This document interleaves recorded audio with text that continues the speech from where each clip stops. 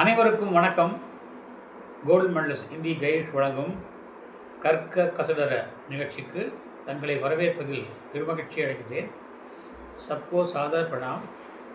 Gold medallist Hindi guide प्रस्तुति कर्क कसडर कार्यक्रम पर आप सबका हार्दिक स्वागत है. आप जो बराबर सहयोग दे रहे हैं उसके लिए हार्दिक धन्यवाद. जो अभी तक इस चैनल का सब्सक्राइब नहीं करने वाले कृपया कर दीजिए. இதுவரை சப்ஸ்கிரைப் செய்யாதவர்கள் சப்ஸ்கிரைப் செய்து பாருங்கள். அது மட்டுமன்றி நண்பர்களுக்கும் இதை ஷேர் செய்யுங்கள், பகிருங்கள். மேலும் கமெண்ட்ஸ் பாக்ஸில் தங்களுடைய கருத்துக்களை எங்களுக்கு எழுதுங்கள் என்று கேட்டுக்கொண்டு இன்றைய பதிவை தொடங்குகின்றேன்.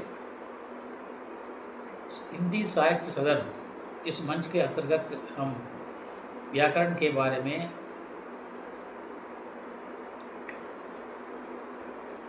पढ़ा रहे हैं और पढ़ रहे हैं.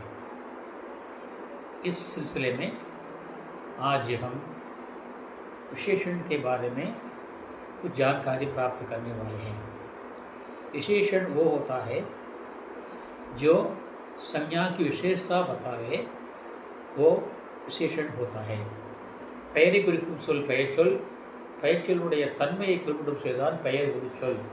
தமிழிலே பெயர் குறிச்சொல் என்றும், ஹிந்தியிலே விசேஷன் என்றும், ஆங்கிலத்திலே அட்ஜெக்டிவ் என்றும் அழைக்கப்படுகிறது.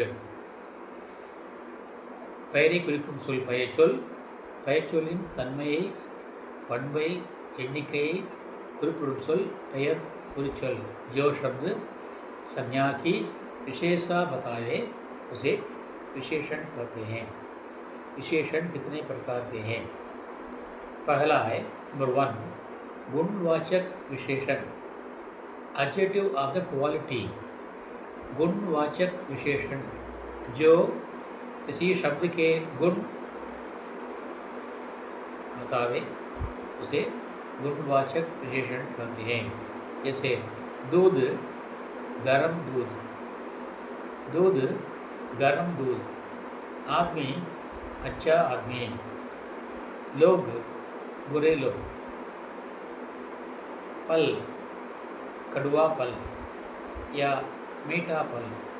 मीठा, कड़वा, छोटा, बड़ा, ये सब क्या बताता है? उस संज्ञा की विशेषता बताता है. इसलिए उसे हम गुणवाचक विशेषण कहते हैं. जो संज्ञा की विशेषता बतावे उसे गुणवाचक विशेषण कहते हैं. और दूसरा है संख्यावाचक विशेषण, एडजेक्टिव ऑफ द क्वांटिटी. एण्णिकै कुरिक्कुम पेयर उरिचोल. जो शब्द संज्ञा की संख्या बतावे उसे संख्यावाचक विशेषण कहते हैं. जो शब्द संज्ञा की विशेषता बतावे उसे संख्यावाचक विशेषण कहते हैं. इसके दो भेद हैं. एक निश्चित संख्यावाचक, दूसरा अनिश्चित संख्यावाचक. निश्चित संख्यावाचक में संख्या का बोध होता है. उदाहरण के लिए 4 घर, 2 कलमें, 5 किताबें, 5 मन चावल. अनिश्चित संख्या में वहाँ पर संख्या का निश्चित नहीं होता, इसलिए उसे अनिश्चित संख्यावाचक कहते हैं. लोग, बहुत लोग. चावल, थोड़ा सा चावल. लोग, कई लोग. इस प्रकार इसमें संख्या का निश्चय न हो उसे अनिश्चित संख्यावाचक विशेषण कहते हैं. और नंबर 3 है परिमाणवाचक विशेषण, एडजेक्टिव ऑफ द क्वांटिटी. इसमें संज्ञा का नाप तोल बतावे उसे कहते हैं परिमाणवाचक विशेषण. 4 किलो चावल.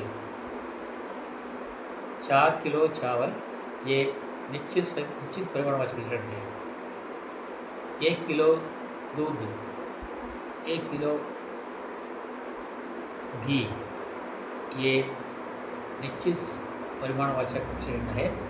वही थोड़ा सा पानी, थोड़ा सा दूध, ये अनिश्चित परिमाणवाचक विशेषण है। इसमें निश्चय का बोध ना हो उसे अनिश्चित परिमाणवाचक विशेषण कहते हैं। और सार्वनामिक विशेषण, सर्वनाम वो होता है जो हमने कल पढ़ा था, मैं तुम वो ये हम आप वे ये कौन कोई क्या कोई कुछ। इसमें आप जो है और मैं जो है ये सब क्या है, सर्वनाम है। यहाँ पर किसी चीज़ का निर्देश प्रकट करे, जहाँ पर किसी चीज़ का निर्देश प्रकट करे उसे कहते हैं सार्वनामिक विशेषण। यहाँ पर सर्वनाम ही विशेषण का रूप लेता है। किसी चीज़ का संकेत या निर्देश, वो थैली किसकी है, वो बोतल किसका है, वो किताब किसकी है, वो घर किसका है। यहाँ पर क्या बताता है, सर्वनाम ही विशेषण का रूप लेता है। सर्वनाम ये वो என்பது இவன் அவள் என்ற பெயரை குறிக்கும். ஆனால் இங்கே இந்த அந்த என்று குறிக்கும். அந்த பை யாருடையது, वो थैली किसकी है, ये कुर्सी किसकी है, இந்த நாற்காலி யாருடையது, ये घर किसका है, இந்த வீடு யாருடையது, இந்த அந்த सो निर्देश करता है, इसलिए इसे कहते हैं सार्वनामिक विशेषण। सो इस दृष्टि से विशेषण के कितने प्रकार हैं, एक गुणवाचक विशेषण, दूसरा संख्यावाचक विशेषण, तीसरा परिमाणवाचक विशेषण, चौथा सार्वनामिक विशेषण। इसमें संख्यावाचक और परिमाणवाचक, इसमें निश्चित संख्यावाचक, अनिश्चित संख्यावाचक, निश्चित परिमाणवाचक, अनिश्चित परिमाणवाचक, इस प्रकार इसमें दो भेद होते हैं। इसको भी आपको अच्छी तरह समझ लेनी चाहिए। इसलिए विशेषण बहुत आसान है, इसे आप मुश्किल ना समझें, कठिन ना समझें, ध्यानपूर्वक ध्यान से अध्ययन करें, पढ़े नहीं। अध्ययन करने से व्याकरण आपकी मुट्ठी में आ जाएगा। व्याकरण हमारी मुट्ठी में आ जाए तो हमें किसी प्रकार का झिझक या डर नहीं बोलने में या लिखने में। जब अपने दिल में भाव है, उस भाव के आधार पर हम अपनी मर्जी से बिना किसी प्रकार की गलती के हम लिख सकते हैं और बोल सकते हैं। व्याकरण का उद्देश्य यही है जो हमें शुद्ध लिखना या बोलना सिखाते हैं, उसे व्याकरण कहते हैं। इसलिए तो व्याकरण के बारे में हमने आज विशेषण की जानकारी प्राप्त कर ली है। आशा है कि आपकी समझ में आ गया होगा। और आज का चिंतन इन्वय सुंदर है। காலத்தினுடைய மதிப்பு, காலத்தினுடைய மதிப்பு, காலம் அறிந்தது. எதுவுமே காலம் அறிந்து செயல்பட வேண்டும்.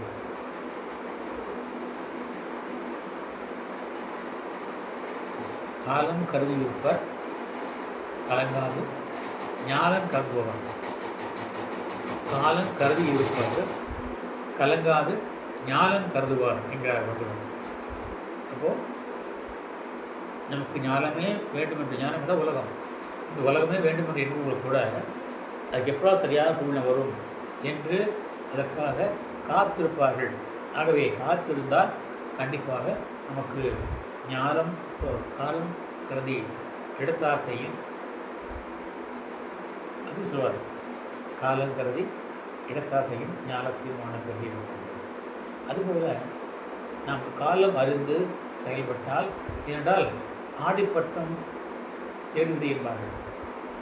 ஆக ஆடிப்பட்டம் ஆடி வரும்போது தான் நாம் கீழ் வைக்கணும். அப்போ தான் மழைக்கும், ஏன்னா அப்போ தான் மழை வரும், ஆடிக்கு தான் மழை வரும். ஆகவே காலம் அறிந்து செயல்படுங்க. காலம் மருந்து செயல்படுக. தீரே தீரே ரேமனா தீரே சப் குச் ஹோய் மாலி சீச்சை சவுகடா ருத்து ஆயே பல்கோய் என்கிறார் கபீர்தாசன்.